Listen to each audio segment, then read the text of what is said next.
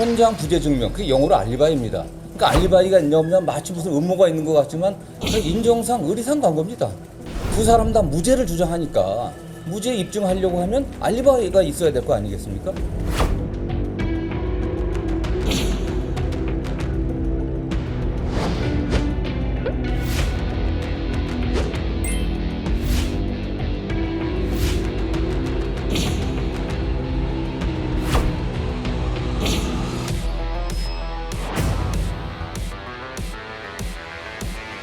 저는 그 자리에서 어떤 얘기를 했냐면 주로 제가 변호사를 오래 했습니다. 이런 사건들에 대해서 어떻게 준비해야 되는지를 주로 얘기를 했어요. 재판 준비를 어떻게 해야 되냐. 이게 명백한 증거가 없다. 네가 잘 생각을 해야 된다. 지금 정부 여당이나 이 정권이 하는 거 보면 굉장히 힘들게 가고 있지 않냐 저게. 이렇게 가다 보면은 다음에 이재명이 대통령 되지 않겠냐. 제가 이렇게 얘기를 했습니다. 이런 얘기를 주로 한 60, 70% 정도 했습니다.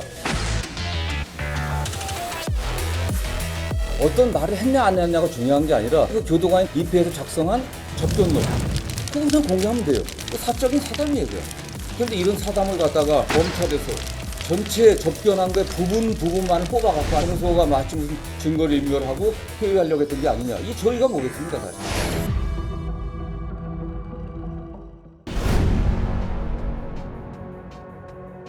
불체포 특권에 대한 국회의원의 특권을 내려놓자라는 것이 정의당의 당론입니다. 그것은 이재명 대표의 대선 후보 시절의 공약이기도 합니다. 영장실시심사에 임해서 판단을 받으면 될 것이라고 봅니다.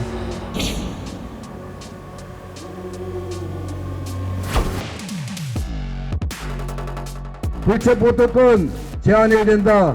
100% 동의할 뿐만 아니라 제가 주장하는 것입니다.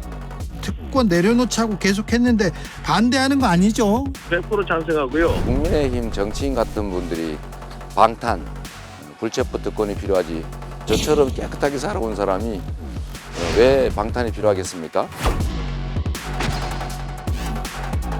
혹시 불체포 특권과 관련해서 말씀하셨던 대로 내려놓으실 뜻이 있으신지. 경찰복을 입고 강도 행각을 벌이고 있다면 과연 어떻게 판단할지 이런 것은 또 상황이 다르기 때문에 자 길을 터주세요.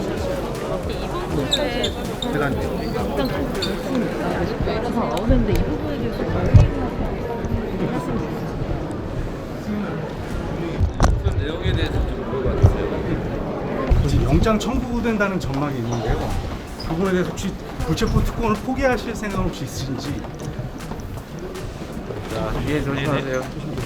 지난 검찰 수사 과정에서 좀 불합리한데 이런 부분 없었을까요?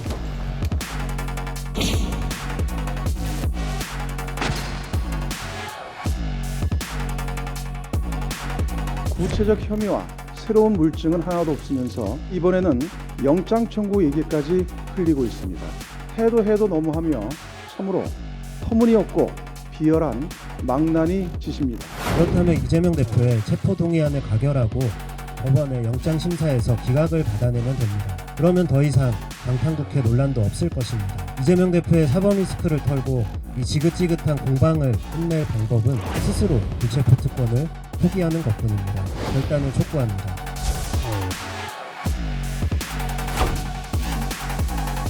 조국 후보자는 그동안의 다른 공직 후보자와는 달리 단지 도덕성 검증으로만 판단하는 것이 아니라 사법개혁의 상징성까지 갖고 있는 후보입니다.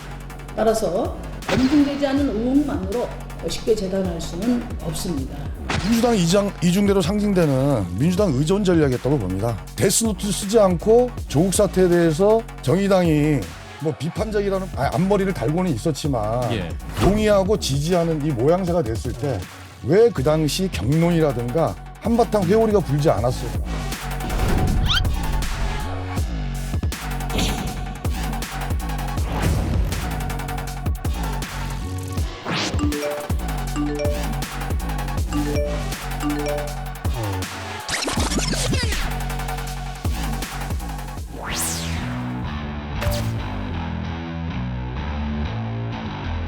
이른바 비명계라고 이제 언론에서 이야기하는 이분들의 생각이 중요하잖아요. 이탈표가 나오느냐 안 나오느냐. 뭔가 이렇게 말하기 어려운 뭔가 이제 공개적으로 말하기 어려운 불만이 있는 것 같긴 하지만 부결적으로 가지 않을까.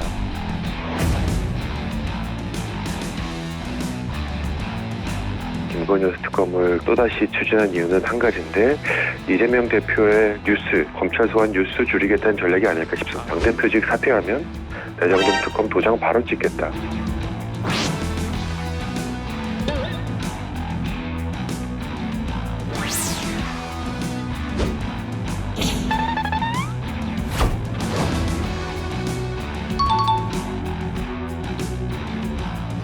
의원들의 총의가 그런 것이라고 하면 당론으로 결정할 수도 있고요.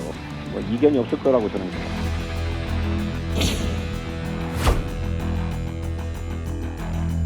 체포동의안 부결을 당론으로 한다? 저는 이건 결연히 반대합니다. 민주당에서 부결을 당론으로 하는 거는 반대하시죠? 예, 반대해요. 왜냐하면 국회의원 특권 내려놓기, 그거는 우리 당이 계속 주장을 해왔던 겁니다. 지난 대선 때도 공약으로 했던 거고요. 거기에 정면으로 반한 거죠. 잘못하면 내로하면 됩니다.